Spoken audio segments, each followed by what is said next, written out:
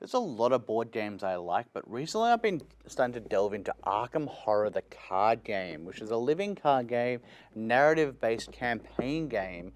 You can play with friends. I've been playing a lot two-handed solo. And to chat about the game is two figures from the Melbourne Arkham Horror community. We have Kieran and Anthony. Gents, welcome. Thank you for coming down. Can you tell us what is Arkham Horror? Kieran, why don't you start off? Absolutely. So Arkham Horror is specifically the card game, because you'll find that there are other games with the same title. It's a series of, it's a board game with lots of expansions based in the world of Lovecraft, who we should take a brief aside to say, very cancelled, very clever, interesting writing, but not a great guy. What they've done is they've created a series of expansions of using that world, using that idea of a mythos of unknowable horrors that can destroy and in the face of which humans are nothing, and in this game you play as individual investigators who are going on various missions, going on these different campaigns, each one set in different, it might be in a jungle or it might be in the Antarctic or so on and so forth. And you're attempting to try and discover the mysteries, take on these eldritch horrors, and hopefully win the campaign and save humanity. Survive. Survive. Just survive. Often it's quite a difficult ask, but yeah, that's the gist of the game. Like you said, there's a lot of narrative, and it is a notoriously hard game as well. But very rewarding with a lot of depth to it as well. Yeah, so it is a card-based co-op game, and I think at its heart there is the element of a co-op game of essentially bad things are happening, then you're using your actions to try and deal with those bad things. But I think what surprised me playing it is how much it could do within that core system, because it is a lot of, you're moving around, you're playing cards down as items, you're doing little tests to get clues, which advance the story, and then defeating bad guys. But then you flip over the next card and you're doing the same things, but it just feels quite different. So it feels like they do a lot with a little, really. Mm. They do. The mechanics in the game are definitely a lot more complex than your general designer board game. I think the fact that, I'm sure we'll talk about this later, but the cards do have dual mode availability, if that makes sense. You can use a card for one thing, or you can sacrifice it to use it for another thing to help another investigator who's trying to pass the test. There aren't a lot of games that force you to make a decision like that every single time you have your turn.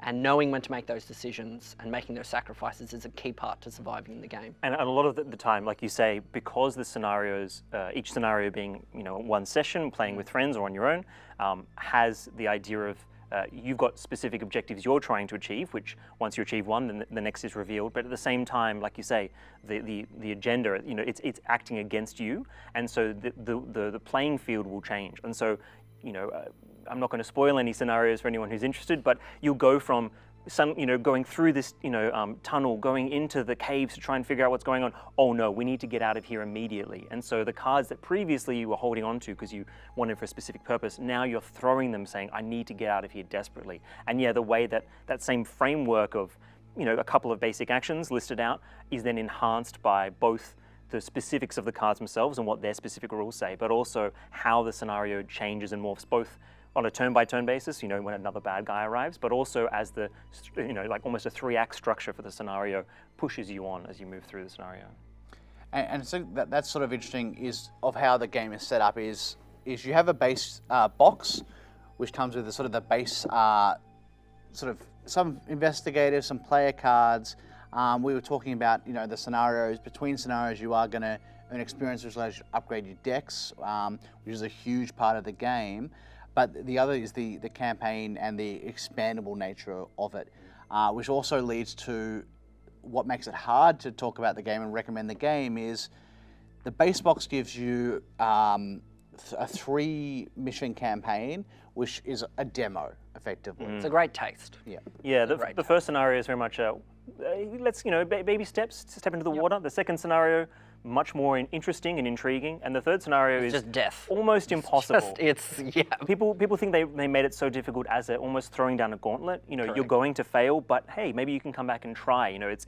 Funnily enough, one of the most asked questions in Arkham Horror forums online is, am I actually meant to be killed this bad in the Yes. third scenario of the base game? It really it emphasizes that sense of worthlessness in the Correct. face of the Eldritch horrors and Cthulhu and all of the various different elder gods. But yes, absolutely. Once you've either if you master that or if you've had enough of it, then you can go out and buy further campaigns, which then in different places or different themes or mechanics allow you to actually like flesh out and, like you say, build new decks, new investigators, and try different scenarios.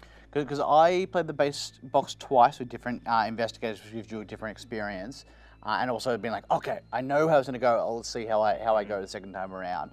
And I was still like, okay, there's been enough people talking about this game that I'm going to just, shut up and sit down, and a whole bunch of people I know locally like it enough that I'm like, I'm just going to buy one campaign and just give it its go. And I played it and loved it, and I've got more now.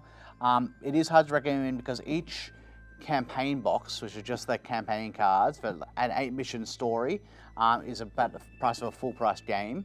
The player cards, which include new investigators but also different upgrades, so obviously you can play an investigator from this base box and upgrade with other cards, is the price of a mid-price game.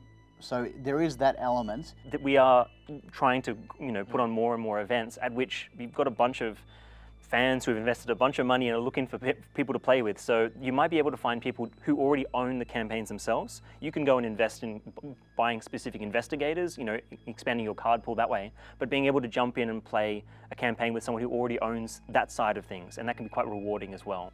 Can you tell me a little bit about the Melbourne Arkham Horror scene? Sure.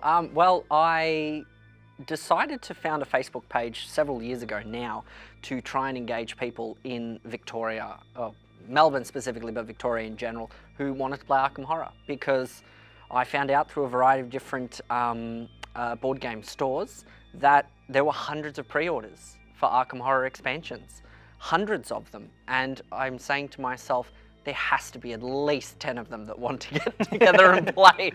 So I made the Facebook page and we started talking, and after about a year we ended up having our first event after the event that occurred in Sydney. Sydney's been running a great group for a really long time, many years. But we're slowly growing. We get about 20-ish people to the quarterly events that we run. Kieran also runs events as well. It's interesting which alternate. Yeah, it's interesting because unlike competitive games, Flesh and Blood, Magical Arcana, where it's inherently competitive, you need to play with other people, and Correct. Getting value out of your game is to go to these events to practice. Arkham doesn't require that. You can play it purely solo, two-handed solo, whatever you like. And so there isn't that much of a need for that cooperative. Often, if you were to do that just by the nature of the game itself, you just have lots of people playing their own version of Solitaire. Yeah. So they have released these specific standalone scenarios, one-offs, which leverage the fact that you can have many people in the room. You can have hundreds of people playing the same scenario, which is crazy, but the system allows for it. And so Anthony's been putting those on, which is great. But then also I enjoy finding other ways to come up with challenges that, again, extend the game beyond that base game and put on some more things. So yeah, find the Facebook page. If you find that, you'll be able to see what events we've got going on. And there are people there who are also, printing custom campaigns and content. Correct. Anthony makes specific paraphernalia for the game as well. There's always people asking questions and things like that. So again, it's a game that rewards you both monetarily, but also, once you're in and part of the community, there's so much depth to it. There are a lot of people that are willing to help. Hundreds of pre-orders. More than almost any other game that I've been involved with. Arkham Horror players are willing to get new people into the game. Anthony and Kieran, thank you very much for coming down and chatting Arkham Horror, the card game. Encourage you all to get involved. It is a very fun game. Cheers.